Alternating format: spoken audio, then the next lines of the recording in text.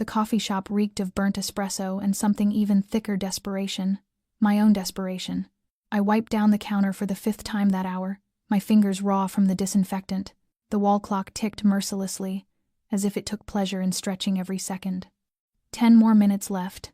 10 more minutes until I could rush home to see Ellie, my 4-year-old daughter, and let Mrs. Patel finally go home after a long day of babysitting.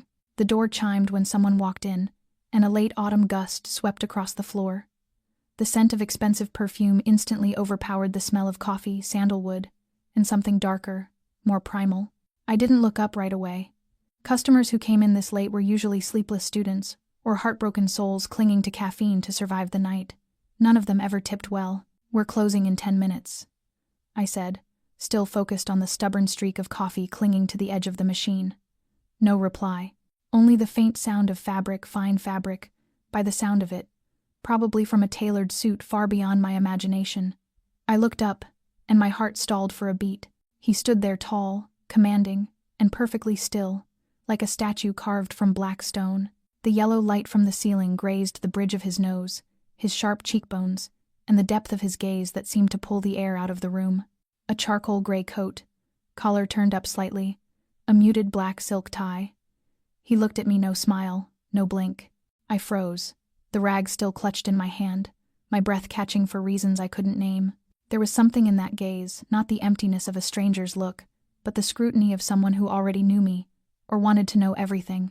I swallowed hard, forcing my voice steady. "What would you like?" My words came out hollow, drained of life. "A black coffee," he said, his voice deep, worn, yet laced with power. It wasn't a request, it was a command. I turned away to prepare the final cup of the night. My hands trembled slightly as I scooped the grounds, though I didn't understand why. He never looked away. I could feel it, the weight of his eyes cutting through my back, sending a chill across my skin. When I turned around with the steaming cup, he had already placed a $100 bill on the counter. I stared at it. "It's just coffee," I murmured. "Maybe I'm paying for your presence," he said, his eyes never leaving mine. No smile, no joke, just the truth. And that was what made it feel like I was standing on the edge of something vast, dangerous, and irreversible. "If you're still here with Grace, maybe you can feel the chill of the midnight cafe too, the ticking clock blending with the heartbeat of an exhausted woman, and the gaze of the man who had just walked in, freezing the air in place. Their story has only begun, and sometimes, fate arrives in the shape of a stranger." Subscribe to our channel, like and share this video if you believe that every encounter carries a reason we have yet to understand. And where are you listening from? Leave your city or country in the comments below, so we'll know that the story of Grace and Nico has found its way to your heart, wherever you are in the world. I don't know why I didn't tell him to leave the moment I handed him his coffee. Maybe it was his eyes, quiet but sharp as blades, that made me feel if I turned away, I'd miss something important, or dangerous. He didn't sit down right away, but stood there, holding the cup in one hand, the other tucked into his coat pocket.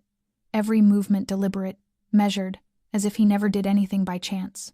I glanced toward the door, hoping another customer might enter and break the thick air between us. But the street outside had gone utterly still, as though the world itself was holding its breath. At last, he spoke. A simple question, but the tone froze me in place. "Your name." No courtesy, no preamble, no small talk. I hesitated, then answered, trying to keep my voice even. "Grace. Grace Miller." He nodded slightly, taking a slow sip of his coffee. I didn't ask his name. Something in his demeanor told me that if he wanted me to know, he would tell me himself. The silence grew heavier, almost unnatural, as if only the two of us existed in that late-night hour. When I stepped out from behind the counter to grab a rag from the shelf, I could feel his eyes following every movement, not with insolence or lust, but with focused attention, like a man studying an equation he couldn't yet solve. I glanced at my hands, red from disinfectant, one nail broken, the palms rough from washing dishes all day. A strange wave of shame rose in me. I'd never been vain, but standing before a man like him, polished, cold, and unreadable, I suddenly felt like a faded shadow under the flickering fluorescent light of that weary cafe. He set his cup down on the counter. I looked up, and this time, he didn't bother to hide the fact that he was observing me. There was something unsettling in his eyes, not curiosity, but purpose, as if he hadn't come here by chance, as if he had come for me. Then he spoke, and his words struck like a spark in the dark. "You have a child." Not a question, a statement. I held my breath for a second, instinct warning me to stay alert. I nodded slowly, my eyes fixed on his. "You live alone." Another statement. I nodded again, this time stiffer, unsure why I felt the need to protect something unspoken. I wanted to ask who he was, but the words refused to leave my throat. Finally, as if reading my thoughts, he set a business card on the counter. I didn't rush to look, but my hand picked it up anyway. 2 lines only. Nico Romano, and a phone number. No address, no title, nothing else. I looked back at him, and for the first time, I noticed something unexpected, a flicker of sadness in his eyes, fleeting but undeniable. He turned away without another word, leaving behind the empty cup and the untouched $100 bill. When the door closed behind him, the bell chimed again, this time sounding like an echo from far away. I looked down at the card in my hand, then up at the clock on the wall. Midnight exactly. A new day had begun, and I had no idea my life had just shifted in an entirely new direction. I couldn't sleep that night. After a quick shower and one last check to make sure Ellie was tucked under her blanket, I lay in the dark staring at the ceiling, my hand still gripping the white business card embossed with the name Nico Romano. That name repeated in my mind like a whisper, cold, deliberate, and haunting. I had met hundreds of people passing through the cafe over the years, but no one had ever made me feel so exposed beneath a single look. He knew I had a child, knew I lived alone, and somehow seemed to know the things I had never spoken aloud. I had planned to throw the card away. I truly had. But at the last second, I slipped it into the drawer between unpaid bills and a few flyers for preschool tuition. The next morning, when I dropped Ellie off at school, everything appeared normal. She chattered about a new song they'd learned in class, and I forced a smile, pretending nothing had happened the night before, but deep down, I knew something had shifted. By mid-shift, while I was wiping down a table, one of the regulars walked in. Mr. Johnson, the elderly man who came every day to read the paper and order mint tea. He looked at me for a moment before speaking, his words abrupt and out of place. "Heard someone was killed last night near the docks." I froze. "What did you say?" "Police closed off the whole street. Doesn't sound like an accident." He lowered his voice, glancing around as if afraid someone might overhear. "People are saying it feels like a purge. The kind those old families do." I gave a strained laugh, though my throat had gone dry. I told myself it was just coincidence. Chicago had over 2 million people. Anyone could be the victim. It had nothing to do with me. Couldn't. That evening, just as I was locking up, my phone rang. A strange number. A man's voice came through, deep, clear, controlled. "Grace Miller?" I hesitated before answering yes. "Mr. Romano would like to speak with you, just for a minute." Before I could refuse, the line shifted, and Nico's voice filled my ear lower than the night before, yet softer too. "Do you have a moment?" I didn't know why I didn't hang up. Maybe because his tone didn't sound like a threat. It sounded like a serious request, almost intimate. I could hear the wind, the distant sound of cars, as if he were standing outside somewhere. "I need to ask you something," he said after a pause. "The name of the child's father." My body went rigid. No one had ever asked me that question in that way, direct, without pretense, without mercy. For a second, I didn't know why I didn't lie. I could have said any name, or refused to answer, but instead, the truth slipped out of me, soft and inevitable, as if it had been waiting at the tip of my tongue all along. "Ryan Connors." I heard a faint exhale on the other end.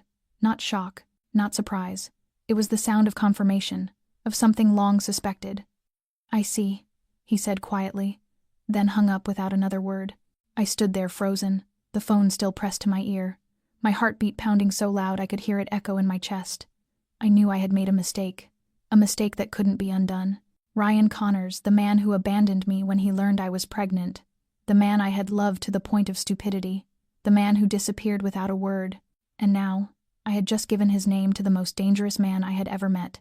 That night, I didn't sleep. The small apartment felt smaller, as if the walls were closing in. I sat on the couch, staring at the light from the street lamp bleeding through the curtains, my hand clenched around the phone, wondering what happens when a name is spoken aloud, and what disappears after. The next morning, when the weak morning light had just filtered through the curtains, I still had not slept. Ellie slept soundly in the small bed beside me, her face peaceful, as if the rest of the world did not exist. I made coffee, my hands shaking so badly that I had to hold the mug with both of them. I tried to reassure myself that maybe Nico Romano was only curious, that he would do nothing after that call. But when a soft, urgent knocking came at the door, my heart tightened immediately. It was Mrs. Patel, the neighbor from downstairs who looked after Ellie. Her face was paler than usual, and she held a newspaper still wet with dew. "Grace, you should sit down," she said, her voice trembling. I took the paper, my eyes skimming the front page, until they stopped at the bold headline, "A man's body found at the South Docks." Below was a blurred photograph, the face obscured, but the name Connors stabbed at me with a painful clarity. Ryan Connors, 32 years old, reportedly found drowned. Suspected links to drug trafficking. The coffee mug fell from my hands and shattered on the tile floor. I stood motionless for a long time, my ears ringing, as if the world around me had collapsed into silence. "Mrs. Patel gripped my shoulder, worry thick in her voice. "Do you know him, Grace?" I could not lie. I nodded, and the tears came without my permission. She was quiet for a moment, then said softly, "They say it is about gangs. Anyone involved with them ends up dead." I could not hear anything else.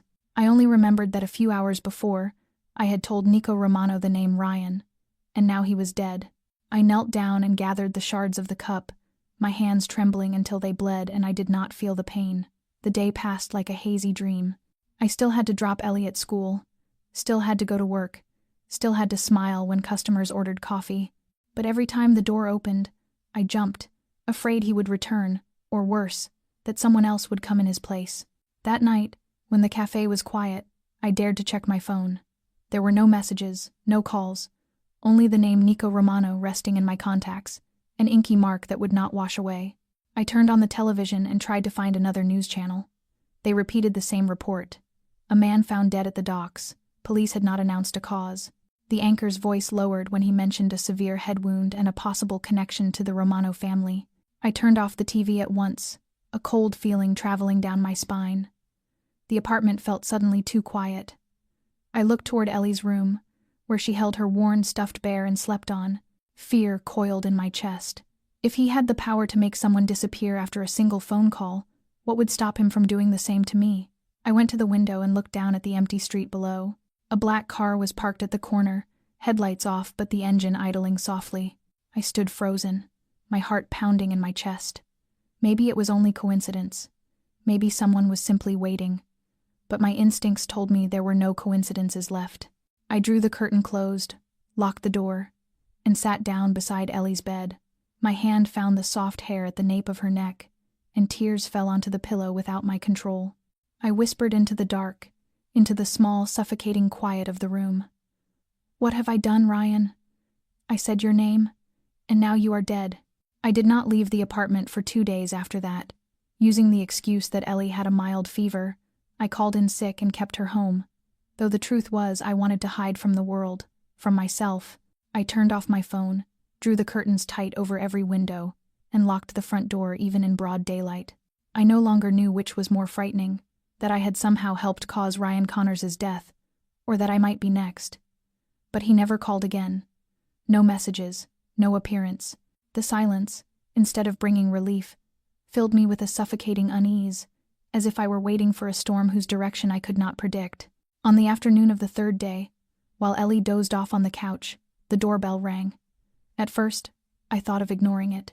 It wasn't a delivery, I hadn't ordered anything. It wasn't a neighbor, they would have called my name.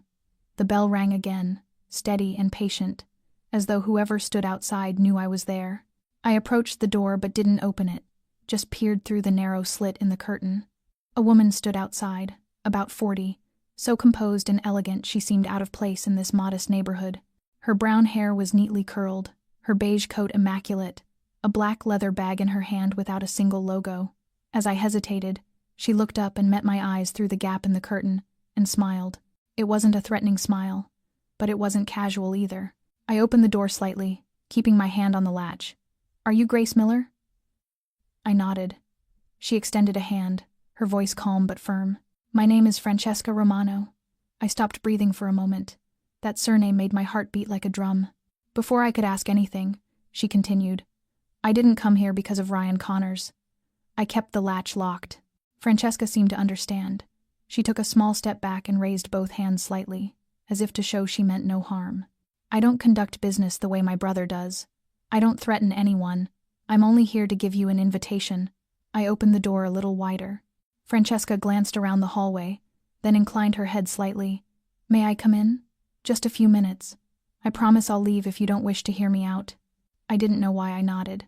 Maybe because she was too composed. Maybe because I was too tired to keep being afraid. Francesca stepped inside like someone who belonged, not too fast, not too slow, and her eyes never once left me. I poured her a glass of water and sat across from her. She didn't waste time. I need someone to oversee the education of my 2 nieces and nephews.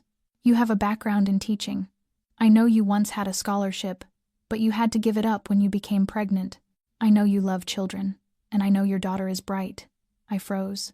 Everything she said was true, and no one had ever spoken of those details before. Francesca went on, her voice gentle, as if she were telling a story that belonged to someone else. We need someone the children can trust, someone who can teach them without making them feel confined, and we're prepared to pay accordingly. I tried to keep my voice steady. Why me? Francesca studied me for a long moment before answering. Because I think you need a chance too. The words carried no pity, only a quiet understanding. She placed an envelope on the table. $6,000 a month. Private accommodation, including Ellie. You'll have a 3-month trial. If it doesn't work out, you can walk away any time. I didn't open the envelope. I only looked into her eyes, serene, yet behind them was a web of unspoken things. Francesca rose and set her glass down. I won't call again. The decision is yours. But if you say yes, my driver will be waiting at the corner at 8 tomorrow morning. When she left, I remained frozen in place. Beside me, Ellie stirred in her sleep, her cheeks flushed with fever. I opened the envelope and found a printed contract, clean, precise, not a single unnecessary word. And a photograph. 2 children, a boy and a girl, laughing among a heap of autumn leaves. I did not sleep that night.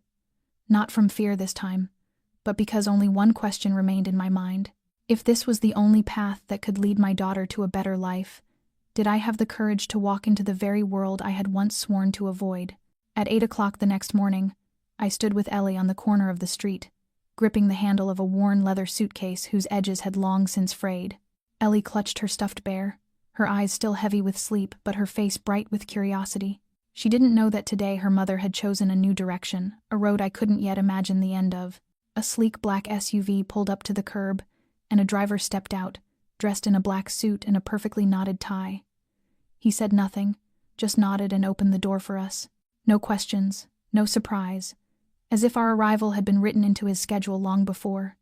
The ride lasted nearly an hour, leaving behind the dusty streets of South Loop for the northern edges of the city. Rows of red brick apartments gave way to iron-fenced estates, manicured hedges, and long, quiet streets free of litter. I realized we were in the North Shore, the kind of place that smelled of money just by its name. The gates of the estate opened smoothly, controlled by someone unseen. The car turned onto a winding stone driveway lined with tall birch trees glowing gold in the autumn light. The house appeared like a fragment of old Europe, steep slate roofs, tall windows, ivy climbing the pale walls, as though it had been rooted there for centuries. Yet the air around it felt modern, enclosed, and guarded, so much that I had to swallow hard. When the car stopped at the stone steps, Francesca was already waiting. She wore a cream wool coat and held a pair of reading glasses in one hand. There was no welcoming smile, only a polite nod and a greeting that was dry but not cold. Welcome to the Romano residence. I hesitated, unsure whether to bow or offer a handshake, when she turned toward Ellie. You must be Ellie? Ellie nodded and nestled closer to me, though not out of fear. Francesca knelt to meet her eyes. The children here love books. You'll fit right in. It didn't sound like small talk, it sounded like a statement of fact. She led us inside, down a carpeted hallway lined with original paintings, not prints. I felt as if I were stepping into a world that didn't belong to people like me. Our room was on the 2nd floor, separate from the main quarters, a cozy space with a window overlooking the garden, a fresh bed with crisp white sheets, and a shelf already filled with children's books. Francesca spoke only once before leaving. You have half a day to rest. Dinner is at 7. After that, I'll introduce you to the children. I nodded, and when the door closed behind her, I sat down on the edge of the bed. Ellie ran around the room laughing, as if she'd stepped into a fairy tale castle. I, on the other hand, felt swallowed by the stillness that seemed too perfect to be real. The house was too quiet, as if every sound had been absorbed by its walls. No cars, no neighbors, only the rustling of leaves outside and the steady ticking of a clock. After dinner, just as she'd promised, Francesca led me to a large room bathed in warm chandelier light. 2 children were already waiting, a boy of about 8 and a girl of 6. Marco and Bella. They looked at me with curiosity rather than caution. Francesca introduced me plainly, without embellishment. "This is Miss Grace. She'll be staying with us for a while to help you with your lessons." Marco nodded with the gravity of a small adult. Bella ran to Ellie and asked, "What's your bear's name?" Ellie replied without hesitation, "His name is Mr. Moon." And just like that, the children began to talk, as if they had known each other forever. Francesca stood quietly to one side, then turned to me. "Better than I expected. They already like you." I didn't know what to say, but in that brief moment, something inside me softened just a little. What I didn't know was that, at the far end of the hallway, behind the dark wooden doorway, a man was watching in silence. His gaze never left me, as if to make sure I had truly crossed the threshold of his world. Nico Romano was there, and I had just stepped into his domain. The next morning, I woke with a strange feeling, not because the bed was too soft or the room too quiet, but because, for the first time in years, I had awakened without the weight of unpaid rent, overdue bills, or an upcoming shift pressing on my mind. Ellie was still asleep beside me, her small arms wrapped tightly around Mr. Moon, her stuffed bear. Her face was so peaceful it made my throat tighten. I walked to the window and eased it open. Outside, the garden behind the house was draped in a thin veil of morning mist, the kind that looked like silk in the pale light. Sunlight filtered through the trees, scattering patches of gold across the lawn. The silence wasn't cold, it was the kind of stillness that felt deliberate, as if everything here had been arranged to make me forget that this place belonged to a family whose name was always spoken in whispers of fear. Mafia. Around 8 o'clock, Francesca knocked on the door, carrying a cup of tea and a printed schedule. She told me softly that today I would begin working with Marco and Bella, and that it was also Ellie's first day joining the home lessons. "We hold classes in the old library," she said. "You'll handle language and reading comprehension 3 times a week. The children already have tutors for math and music, but they need someone who can make them love learning. I believe you can." Her words didn't sound like a request. They carried a quiet certainty that made refusal impossible.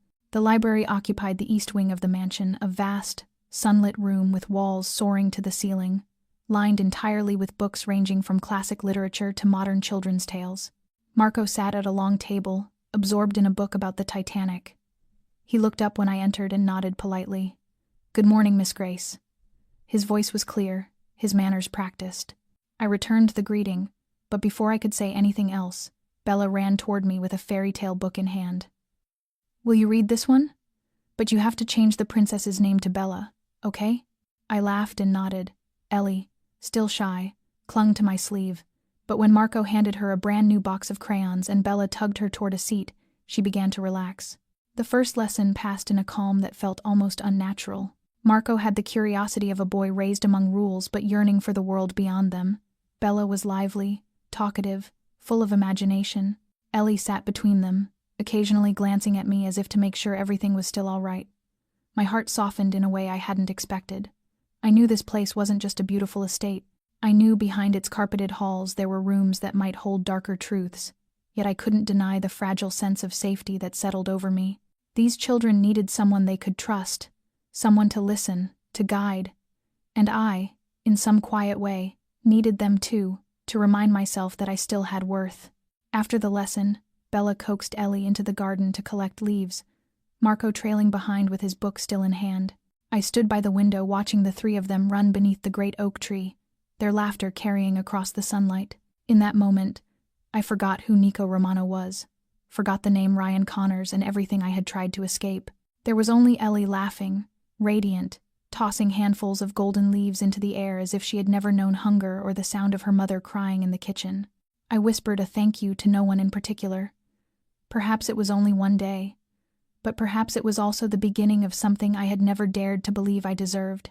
Since the day Ellie began blending in with Marco and Bella, I too had grown accustomed to the rhythm of life inside the Romano mansion.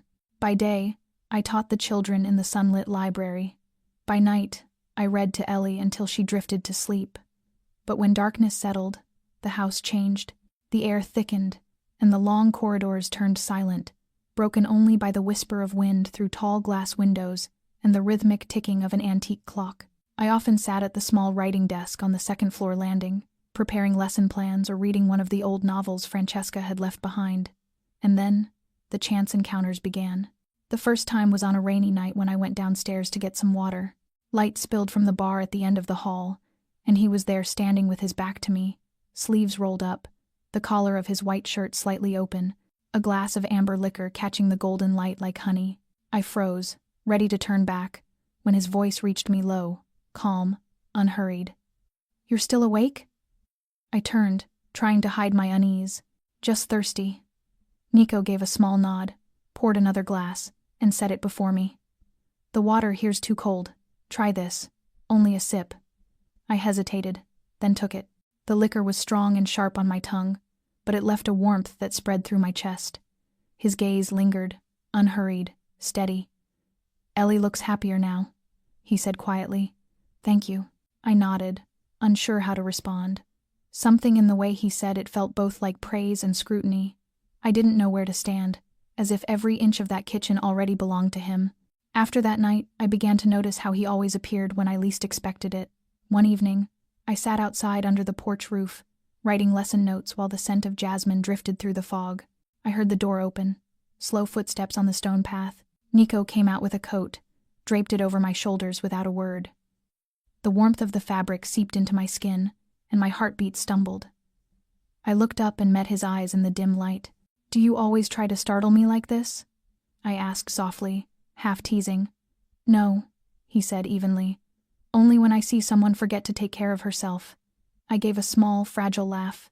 He didn't smile, just watched me for a moment longer before turning away and disappearing inside. I sat there, fingers clutching the edge of the coat, breathing in the faint scent of wood and cologne. Then came the shorter nights, the unplanned meetings that somehow felt orchestrated, sometimes in the corridor, where the yellow light caught in his hair like bronze, sometimes in the library, where he'd stop by the old shelves and ask what I was reading, listening to my answer with a distant, thoughtful look. Each time, I felt myself drifting into something nameless, half peace, half peril. He never crossed a line, never touched me, never said anything suggestive. Yet his restraint unsettled me more than any flirtation could. One night, passing by his study, I saw the door slightly open and the light spilling out.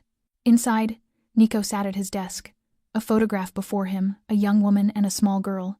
His face then was stripped of its composure, shadowed by a sorrow so deep it stopped me in my tracks. I stepped back quietly and closed the door, careful not to let him know I had seen. That night, I couldn't sleep.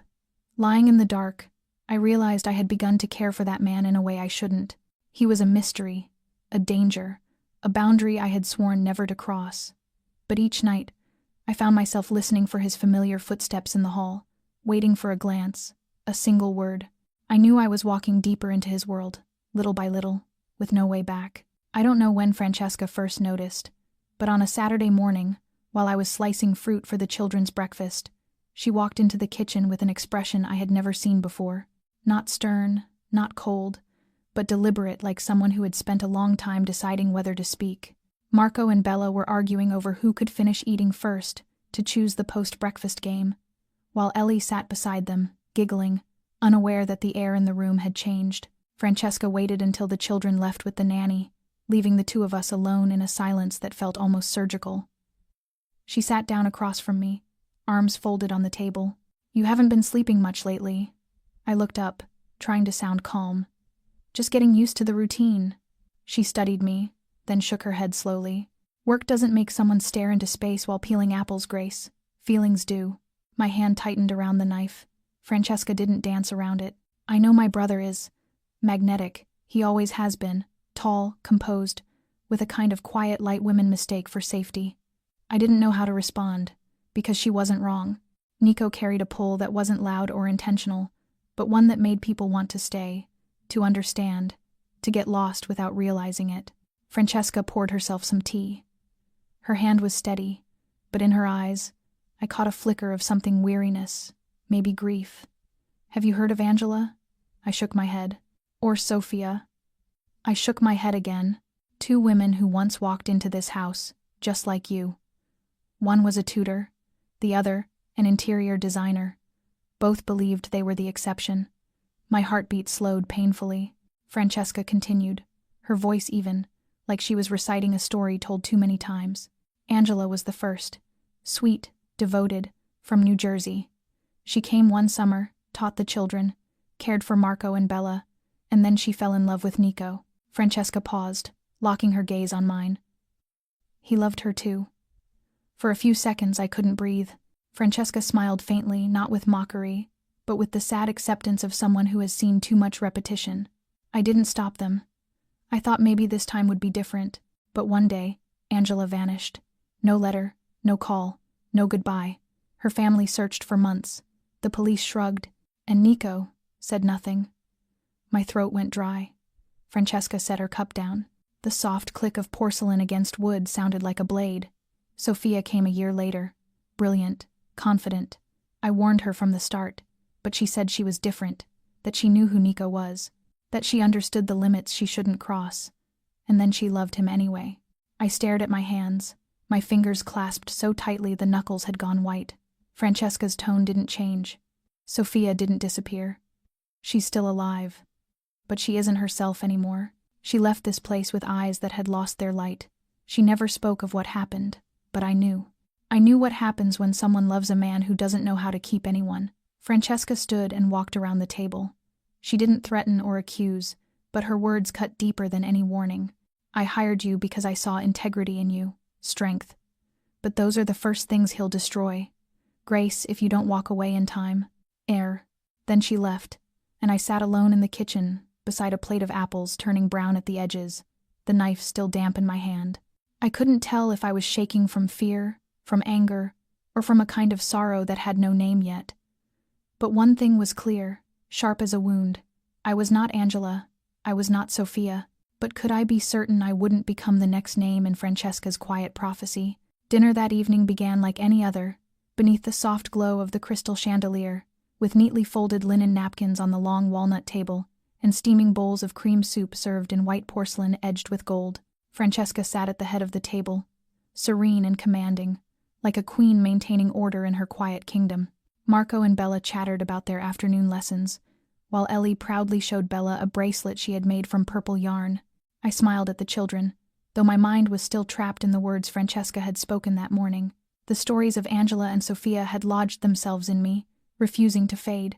And then, Nico entered. There was no warning, no footsteps, no sound of the door, just his presence, sudden and undeniable, shifting the entire atmosphere of the room. Marco straightened instinctively. Bella fell silent. Francesca inclined her head slightly in acknowledgement, and I swallowed hard, as if caught doing something wrong. Nico took the seat to my left. He wore a black shirt, sleeves rolled up, a faint smudge of blue ink on his thumb. He looked busy, composed, in full control. For the first few minutes, dinner continued as usual. Nico served Marco a piece of fish, poured juice for Bella, and asked Ellie a casual question about Mr. Moon. But when the main course was served, I could feel his attention change direction, as though everything before had been prelude to something else. "Grace," he said, his voice low but steady, "I want to ask you something." I set my fork down, my palms slick with sweat. Francesca lifted her gaze briefly, her eyes flicking between us before lowering again, continuing her meal. Nico didn't wait for my permission. His eyes held mine. "Ryan Connors. Did you love him?" The air froze. Marco looked down at his plate. Bella glanced toward her mother. Francesca stopped moving, though she didn't lift her head. I could feel every gaze in the room pressing against me, yet it also felt like no one else existed, only him and me, suspended in a heavy silence. I took a deep breath, trying to steady my voice. "That was a long time ago." Nico nodded slightly, as if he had expected that, but his eyes did not soften. Did he know Ellie was his? I didn't understand why my hands began to tremble. The question, simple as it was, sounded like a verdict when it came from him. "No," I whispered, so quietly I could barely hear myself. "I never told him." Nico nodded again, his expression unchanged. "Why?" I looked at him, searching for something in those eyes, a hint of understanding, even pity, but found nothing. Only silence, heavy and exacting. Because I knew he would never choose to be a father, I said slowly, and I didn't want Ellie to grow up with a man like that. The sound of Francesca's fork touching the table broke the stillness. "That's enough, Nico," she said, her tone calm but absolute. "Dinner is not the place to pass judgment on another person's past." Nico didn't reply, but he didn't need to. He turned to Marco and asked about his math homework, his voice smooth, measured, as though nothing had happened. But I knew this was only a pause, not an end. I finished my meal in silence, unable to taste a thing. Inside me was a storm, a mix of anger, hurt, and something unnamed that pulsed beneath my ribs. When I took Ellie back to our room, she hugged me and asked softly, "Mommy, are you sad?" I smiled faintly, smoothing her hair. "No, sweetheart, Mommy's just tired." But I knew the truth. Something had shifted. And that dinner, with its quiet questions and careful civility, had opened a door I wasn't sure I was ready to walk through. I couldn't sleep at all that night after dinner. Nico's question kept repeating in my head, each time louder, colder. He knew Ryan's name, knew our story, knew that Ellie was my daughter. How could he possibly know all of that unless someone had told him? I lay in the dark, listening to the wind hiss through the window frame, my heartbeat pounding so hard it felt like someone was standing right outside the door. When dawn finally came, I got out of bed, made coffee, and stepped into the garden. The air was sharp enough to sting my skin, but it cleared my thoughts. The wind carried the scent of wet earth, and faintly, the smell of gasoline from somewhere far off, reminding me of the docks where Ryan had been found. A thought flashed through my mind, chilling me to the bone. If Nico knew that much about Ryan, could he have had something to do with his death? The morning passed under a quiet tension. Francesca had left on business, and Nico was absent from breakfast and the children's lessons. I was almost grateful for that, but in the afternoon, while I was helping Bella practice her writing, the housekeeper entered and handed me a thin envelope. "Mr. Romano asked me to give you this." Inside was a single note, written in strong, clean handwriting. "Study, 1900 hours, no greeting, no signature, only time and place like an order." I glanced at the clock. A little more than 2 hours away, 2 of the longest hours of my life. When I entered his study that evening, the air was cold and heavy. The room was large, paneled in dark wood, the shelves reaching the ceiling, lined with leather-bound books. A dim amber light from the desk lamp gleamed across the polished ebony surface. Nico stood by the window, back turned, a glass of whiskey in his hand. "Did you know I met Ryan Connors?" he asked without facing me. My heart stopped. "Met him where?" He turned then, half his face lit, the other half lost in shadow. 3 years ago, he came to me looking for work. He was running shipments for an old associate of mine, mostly contraband. I turned him down. He talked too much. I stepped back, the floor feeling unstable beneath my feet. "And you still remember his name after all this time?" Nico set the glass down and moved closer. "I remember every man who ever betrayed me. Ryan owed me money, but he owed others far more." I stared at him, trying to read something, anything in his eyes. "What are you saying, Nico? You know what happened to him?" He stopped, the space between us barely a breath. "I know he's dead, and I know why." His voice was quiet, each word sharp as a blade. "Ryan Connors was a killer." My head spun. "No, you're wrong. Ryan was a coward, but he wasn't. 4 years ago," Nico cut in, his tone turning to steel. "There was a crash in the southern suburbs. A woman and her young daughter died on their way home. The driver fled. The police never found him. I did." I shook my head, tears stinging my eyes. "You're lying." He didn't move. "The woman's name was Angela. The child was Sophia." I staggered backward until the edge of the desk caught me. My hands trembled. Those names, Francesca had spoken them. Angela and Sophia, the ghosts of this house, now tied to Ryan. What did you do to him?" I whispered. Nico was silent for a long moment. "I didn't kill him," he said softly, as if the distinction no longer mattered. "But I let someone else do what justice would not." The room went utterly still. I could hear my heartbeat, uneven and painful. Then it all made sense, the cafe, the $100 bill, the look in his eyes, the careful interest. None of it was chance. "You found me to punish me," I said, my voice shaking but sure. Nico looked at me for a long time. "No, Grace. he said finally, so quietly I had to strain to hear him. I found you to see if there was anything left worth forgiving. Dast. I ran out of the study as if staying another second would suffocate me in Nico's silence. His words carved themselves into every fracture inside me, anchoring deep, refusing to let go.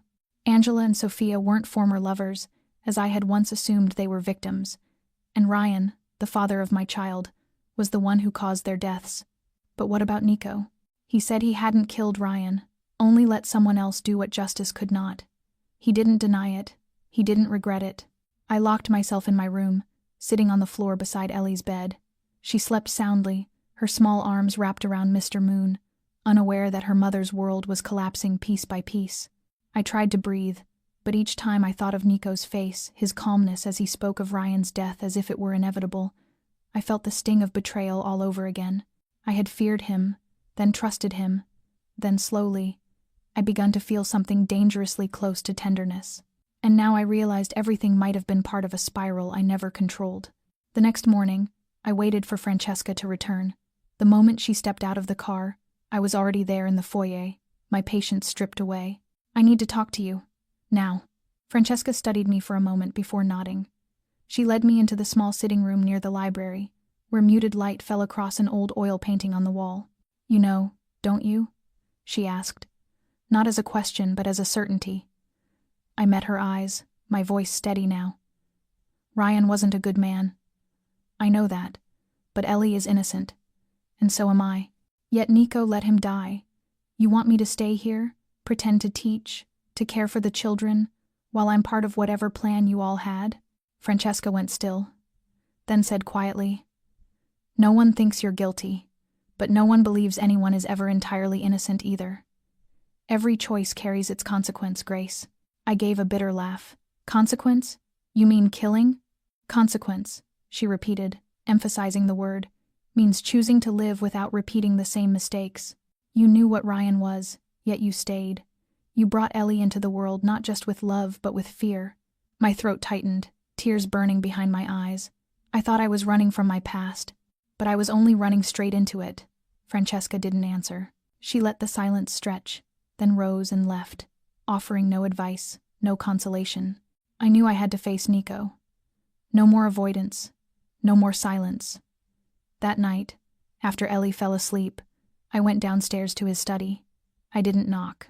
I pushed the door open, and Nico was there, standing by the shelves, unsurprised. I thought you wouldn't come back, he said. I had to, I replied, because if I didn't, I'd spend the rest of my life not knowing what I lost. He set the book in his hand down and stepped closer. Ryan deserved to die, not just for Angela or Sophia, but because he lived as if everyone else existed to serve him, including you. I swallowed hard. Do you think I didn't know that? I knew Ryan was selfish. I knew he never wanted to be a father, but you had no right to replace the law. No one does. Nico nodded, his eyes softening for the first time. I know, but back then, I had nothing left to lose. I looked at him for a long time. And what about me? About Ellie? Did you ever think what would happen to us if you were wrong? If Ryan was innocent? For the first time, I saw Nico lower his head. He had no answer. The silence stretched, heavy and alive. Then he spoke, barely above a whisper. I can't change what I've done, but I can take responsibility for what comes next if you'll let me. I stepped back, my voice trembling.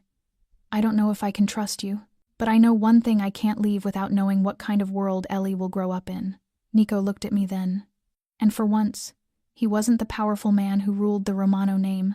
He was just a man marked by scars, by guilt, by the fragile hope that someone might still choose not to turn away. I said nothing more. I turned and left the room, but my heart no longer felt certain. It hesitated between right and wrong, between grief and forgiveness, between staying and leaving, and I knew the decision would no longer be mine alone.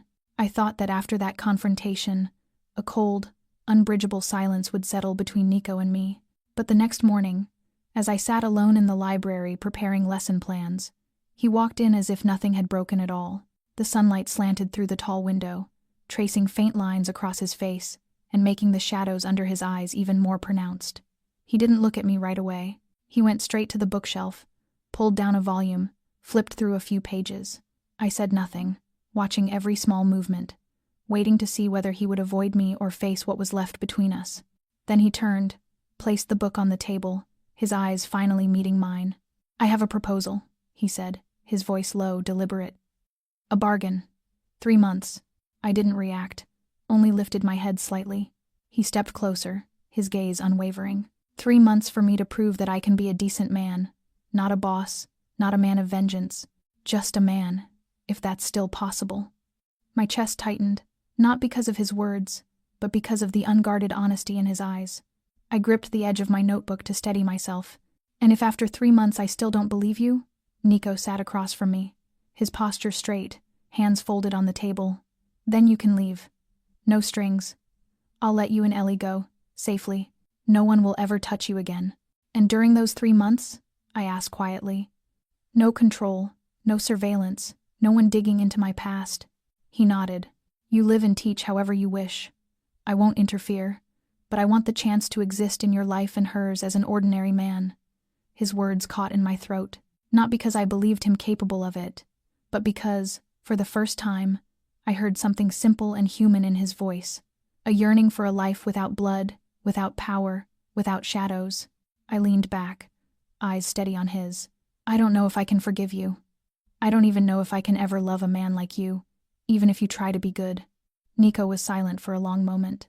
"I'm not asking for forgiveness," he said finally. "I'm asking for a chance to become someone you don't have to fear, and someone Ellie can call by whatever name she chooses, not the one the world gave me." My heart softened despite myself.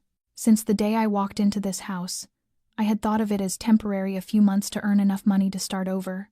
But now, after everything that had unraveled between us, I no longer knew where the beginning ended or the ending began. I looked at him for a long time, then nodded once. 3 months. No more. Nico stood, his expression easing just slightly, though still guarded. 3 months, he repeated. "I won't make you regret saying yes." When he left the room, I remained seated, feeling my heartbeat drum against my ribs, not from fear anymore, but because for the first time, I was placing a fragment of my future in the hands of the man I should have walked away from long ago. And deep down, I knew if it meant giving Ellie a chance to grow up in a gentler world, then maybe 3 months was a fair price to risk. So I chose to believe in that fragile possibility, if only once. The 3 months began with small changes. Nico kept his word. He didn't interfere with my teaching, didn't assign anyone to watch me, didn't do anything that made me feel controlled. He no longer appeared unexpectedly in the kitchen or the hallway at odd hours. Instead, he showed up just enough to remind me he was there, close enough that his presence no longer frightened me, but not so close that I could forget to be careful. We started with short conversations.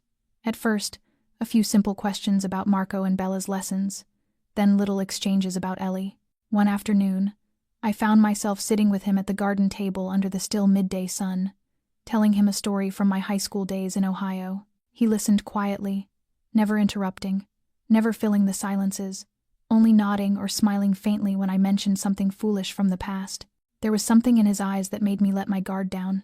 In that light, he wasn't the man tied to darkness anymore, but someone who had lost too much, raged too long, and was now trying to learn how to start over. Our first picnic happened on a soft Saturday afternoon. The air was mild, the lawn freshly cut, and lavender bloomed along the path in shades of pale violet. Ellie, Marco, and Bella ran across the grass, laughing, their hands clutching little kites Francesca had ordered made for them. I spread a blanket beneath the old oak, setting out sandwiches, fruit, and a handful of cookies I'd baked that morning. Nico arrived later, carrying his own basket filled with apple cider and dark chocolate. He sat beside me, close enough for me to hear the steady rhythm of his breathing in the breeze, but far enough that I could still breathe freely.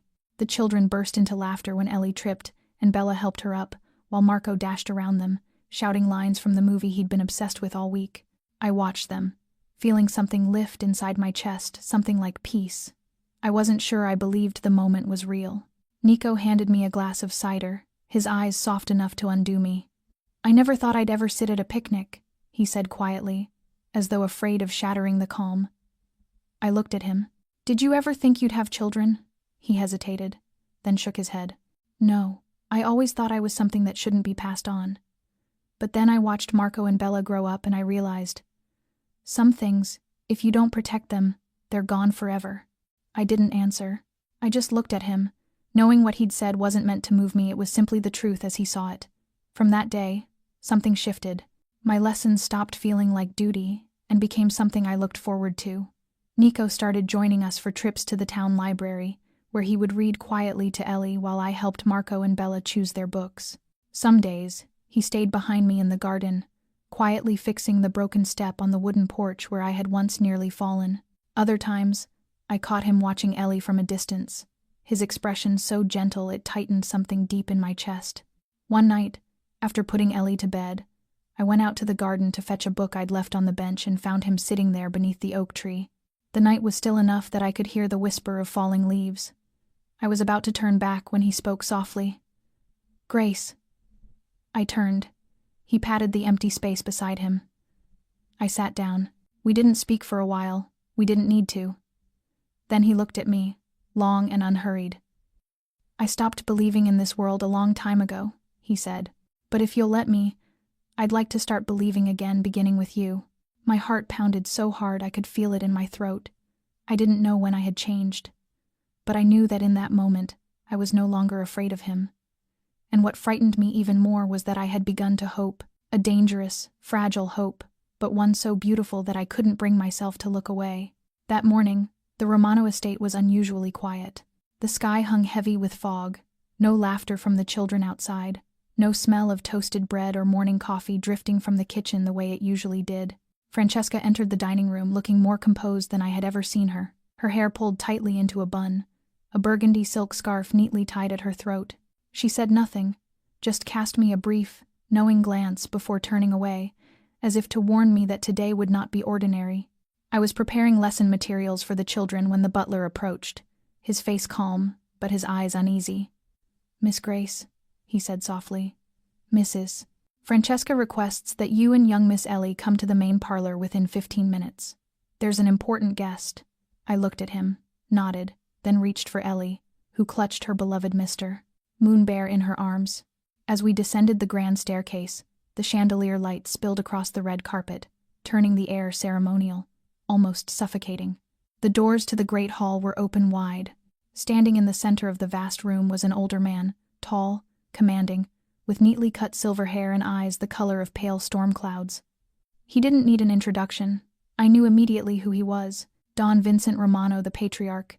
Nico's father, the name people in town only whispered, never said aloud. He turned when he heard us enter, his gaze resting on me before lowering to Ellie, who tightened her grip on my hand as though she could feel the strange gravity in the room. Francesca stood beside him and gave a small nod, a signal for me to step forward. Don Vincent didn't smile or speak right away. For several long seconds, he simply looked at Ellie, his weary eyes moving slowly, carefully across her face. Then, without warning, he reached into his coat pocket and drew out a small green velvet box. Opening it, he revealed a delicate gold bracelet, simple, slender, gleaming softly as if it had been waiting for this moment all its life. He knelt down on one knee, holding the box toward Ellie. "Little one," he said, his voice deep and earthy, "do you know how special you are?" Ellie stepped back half a pace, cautious, still gripping my hand. I knelt beside her, my hand resting on her shoulder, smiling to reassure her. "It's all right, Ellie. This is your grandfather." She blinked up at me, then back at the man waiting before her. Don Vincent's tone gentled, the timbre lowering like a melody softening at the final note. "This bracelet is a family tradition," he said. "From your great-grandmother, to Francesca, to Marco and Bella. Now it belongs to you." He lifted the bracelet from its box and slipped it around Ellie's wrist.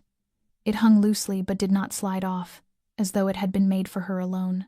Ellie looked down at it, then smiled shyly, the hesitant smile of a child who didn't understand the meaning but could feel the tenderness in the gesture.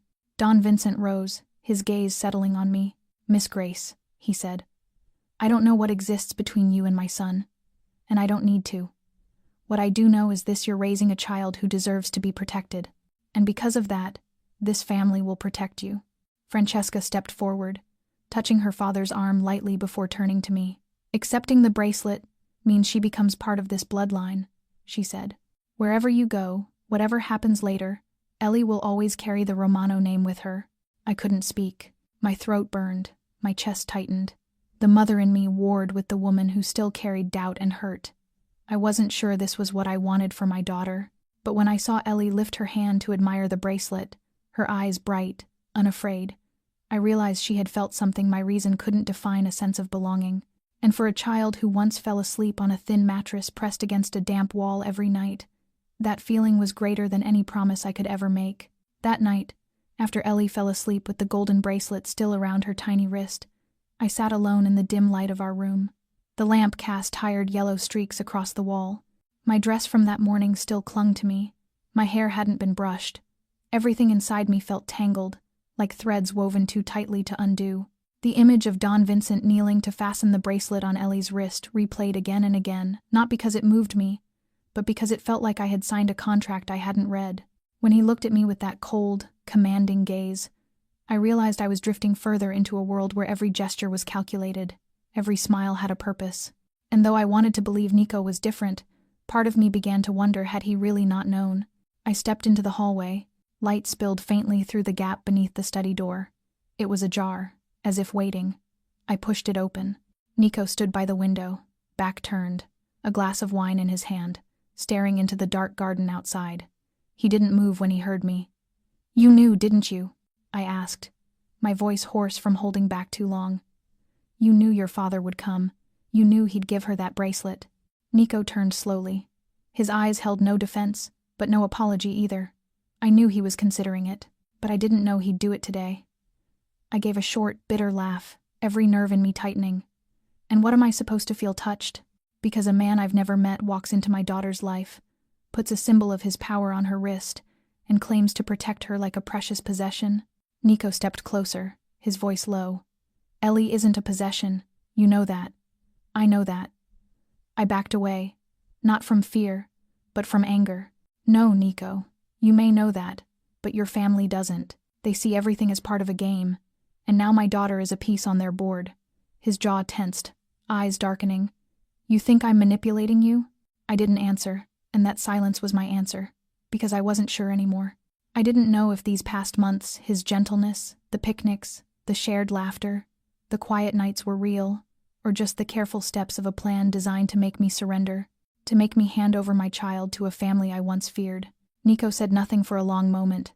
Then he set his glass down and clasped his hands in front of him. "I'm not perfect, Grace.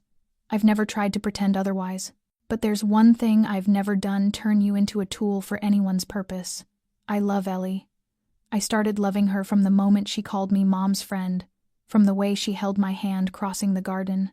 And you," his voice caught slightly, "I love you because you were the first person to look me in the eye without fear." SBDA. My heart twisted, but I couldn't let emotion cloud what I knew. I still remembered Angela and Sophia, Francesca's stories. Ryan's death, swift, lawless, final. I hadn't forgotten, and I couldn't. I drew a slow, steady breath. "I'm not leaving," I said quietly. "Not yet, but I need time. I need to know if what I feel, what you feel, is real, or just another thread in the web your family has already spun." Nico nodded, his expression softening. "I'll wait," he said simply. "As long as it takes, as long as you let me try." I turned and left the room, feeling like I'd survived a storm I hadn't seen coming. But the storm inside me hadn't passed. It raged on, uncertain, aching. Because sometimes, loving someone isn't the hardest part. The hardest part is believing that love isn't just a beautifully crafted trap. That night, I held Ellie close, my hand brushing the little golden bracelet gleaming faintly against her skin, and I couldn't help but wonder, had I just lost something I would never get back? In the days that followed, I tried to keep my distance, building an invisible line between myself and Nico, between Ellie and the Romano family. I still taught the children, still walked with them in the garden, still poured tea for Francesca each morning, but I no longer allowed my heart to drift along the gentle rhythm this place offered. I had once wanted to believe in something new, but the golden bracelet on Ellie's wrist was a constant reminder that nothing here was accidental. Everything was orchestrated, even emotion. Nico changed too. He no longer sought me out the way he used to. No more quiet questions, no more waiting at the end of hallways, no more hesitant glances that lingered just long enough to make me wonder. But his silence carried a weight of its own, the kind that precedes a storm. On Friday night, it rained. The steady downpour darkened the entire house, wrapping it in a strange, breathless stillness. I was in the library rereading a worn novel when the door swung open. Nico stood there, his coat drenched, his face drawn and tired. I looked up, ready to ask something, but he was already walking toward me, his dark eyes as heavy as the night outside. "I can't stay silent anymore," he said, his voice rough but unwavering. "I can't let you believe that everything between us was calculated. Every day." I set the book down, saying nothing, waiting. Nico stopped in front of me, not hiding anything this time. "Grace," he said quietly, "I've spent most of my life under control, every decision with a reason, every move part of a strategy. But since you came, everything has unraveled. You make me act like a man again, make mistakes, worry, hope. I've never felt that with anyone." He stepped closer, his gaze searching for the smallest crack in the armor I was trying to hold together. "I know I'm not the man you should love. You have every right to doubt me, every reason to fear me. But I love you, Grace. Not the kind of love that wants to own, but the kind that would give up everything just so you and Ellie could live in peace." My heart pounded, though I kept my expression steady. "Do you know what those words mean to me?" I asked softly. "Because the last man who said he loved me left me alone in a damp apartment, holding a baby with nothing but air in my pockets." "Tells." Nico's voice lowered. "I know, and I can't promise I won't make mistakes, but I can promise I won't leave. I'm here not out of duty, not because of the Romano name, but because I want to be loved as a man. And I want to love you the way a man loves a woman, without power, without bargains, without fear."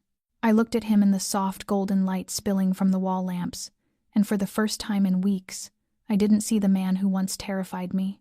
I saw someone who had learned to lay down his weapons just to tell the truth. I didn't speak. I only stood, stepped closer, and placed my hand on his chest, where his heart was racing fast, as if it too was waiting for forgiveness it dared not ask for. "I don't know what I'll do next," I whispered, my eyes never leaving his. "But if this is real, if you're done hiding, then show me. Not in words, in actions." "Great." Nico nodded, his eyes softening, his hand gently closing around mine as though afraid I'd vanish if he held too tightly. And in that moment, I wasn't afraid anymore. I wasn't doubting. All that was left was a fragile kind of faith, newly planted like a seed beneath the rain. No one could say if it would grow or wither. But for the first time, it had begun to take root. A week after that night in the library, Nico handed me a thin envelope at breakfast. No explanation, no preface, he simply set it beside my teacup, his expression calm but watchful. I looked at him, then at Ellie, laughing with Bella over a bowl of heart-shaped cereal, and felt a flicker of unease. Inside the envelope was a small ring of keys and a printed map.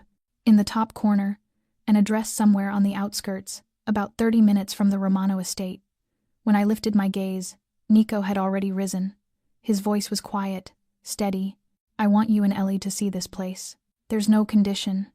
It's just something I've prepared, if you decide to stay but not here." That afternoon, I drove slowly along the winding road lined with tall pines until the trees opened into a wide clearing.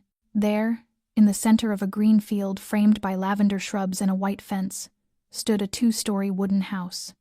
No guards, no cameras, no electric gates or brass plaques bearing the Romano name.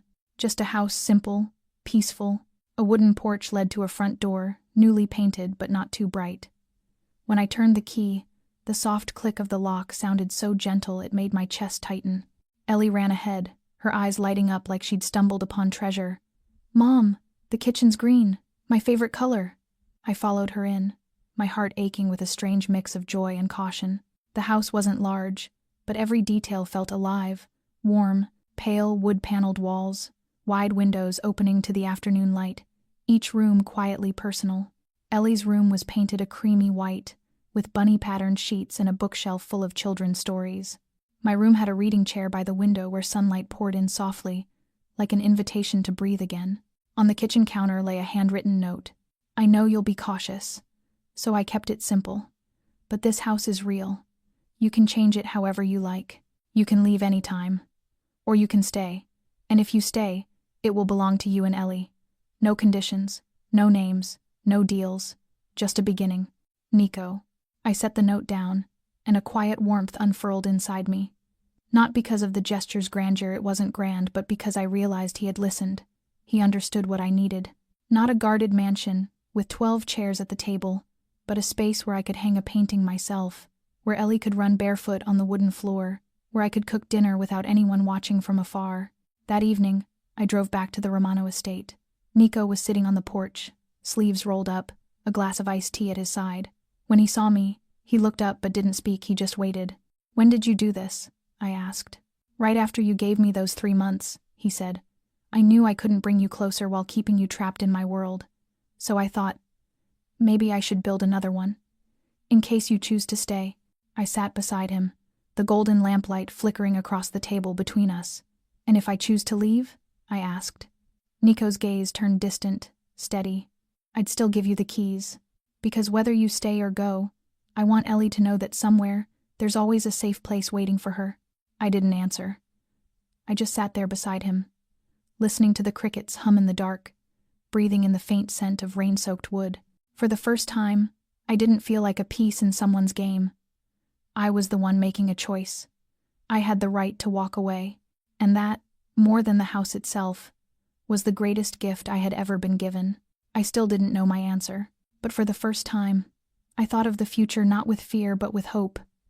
Maybe, just maybe, I was closer than ever to something I had believed was lost forever, a real life.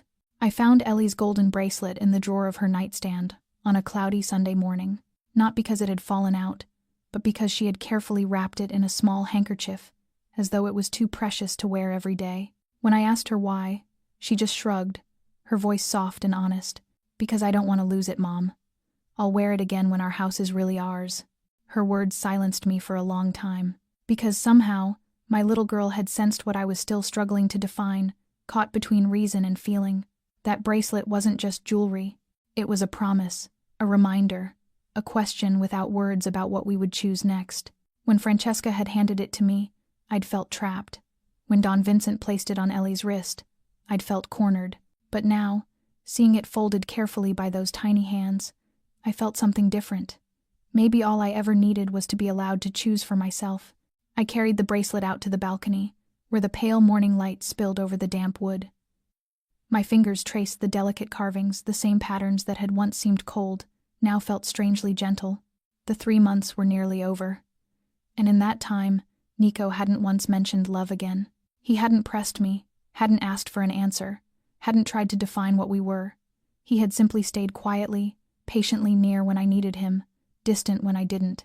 The new house was still there, untouched. He never asked if I would move in. He let every choice be mine, as if, after a lifetime of control, he finally understood that love can only exist when it's given freely. I remembered one night not long ago. I had found him sitting alone at the dining table. An old book about autumn flowers open before him. He was writing notes about caring for lavender and wild daisies, the 2 flowers Ellie had said she wanted to plant by the porch. He didn't know I was watching. But that moment stayed with me, not because he was doing something grand, but because he was quietly learning how to belong to my world, to Ellie's world, in the simplest, most human way. I looked at the bracelet again. It was still a Romano heirloom. But now, it no longer felt like a symbol of power or ownership. It had become something else, a quiet proof that things could change. Not completely, but enough for me to stop running. I slid it onto my own wrist. The metal felt cool against my skin, and for a second, I shivered. Then I closed my eyes and let the feeling fade. It wasn't surrender. It wasn't submission. It was acceptance. I walked downstairs to the dining room, where Nico was having coffee. He looked up when he saw me, his eyes narrowing slightly as if to read my expression. I didn't speak. I simply placed my hand on the table, letting the bracelet catch the light. He froze for a moment, then set his cup down, emotion flickering through his gaze. "Are you sure?" he asked softly, his voice barely above a whisper, afraid to break the moment. I nodded. "I don't know what the future holds," I said quietly. "But I know this. I'm not afraid of you anymore. And Ellie deserves a beginning untouched by blood or ghosts. If that begins with this bracelet, then I choose to wear it. But this time, it's because I choose to." Nico didn't say another word. He just rose, came closer, and gently took my hand in his. No kiss, no embrace, just a quiet touch. Enough to tell me that between two people once lost in their own darkness, there now existed a small, shared truth. A choice. And somehow, that made me feel stronger than I ever had before. It was an early summer morning, sunlight soft as mist falling over the small garden behind the wooden house Ellie and I had moved into almost a month ago. No car horns, no flashing red lights from the world I once feared. Only the scent of fresh bread, the lavender blooming along the fence, and the gentle laughter of a few familiar faces. Today was our wedding day. There was no sweeping white gown, no rows of silk-covered chairs, just a wooden table in the middle of the garden, a few simple bouquets of white daisies, and a single ring resting in Ellie's palm inside a small velvet box. I had never imagined my second wedding would look like this quiet, warm, utterly real. And least of all did I imagine that the man standing in front of me, wearing a simple gray suit, would be Nico Romano, the man who once embodied everything I feared, now the man I had chosen to begin again with. When the officiant asked the final question, I didn't hesitate. I was no longer the woman I used to be, the one who entered love trembling with loneliness and blind hope. I was a mother who knew what safety meant, who understood that love isn't a destination, but a choice made, over and over again, every single day. Nico looked at me as if every scar within him was slowly being soothed by the gentleness I offered not just to him, but to both of us. When I glanced down, Ellie was standing beside Bella and Marco, holding the ring box open, her eyes glistening beneath the morning sun. I slipped the ring onto my finger. Nico bent down and pulled Ellie into his arms, and for the first time, I heard her whisper, "Daddy." Not loud, not dramatic, just one soft word that felt like it had lived inside her heart for years, waiting for the right moment to be spoken. I turned away quickly, tears blurring my vision not from sadness, but from the kind of emotion that comes only when you finally believe that maybe, just maybe, you made the right choice. Life is never perfect. It's made of wrong turns, fears, regrets. But the most beautiful thing I've learned is that when someone decides to change not for power, not for control, but for love, then forgiveness itself can become a gift freely given. My story isn't a fairy tale, but it is proof that even in chaos and loss, people can still find each other. They can rebuild slowly, tenderly, one piece at a time. And if you're watching this video, I hope it touched something within you. What did you feel about Grace? About Nico? About little Ellie? Did it remind you of someone who once crossed your life? Or of a second chance you once turned away from? Share your thoughts in the comments below. We'd love to read what's in your heart.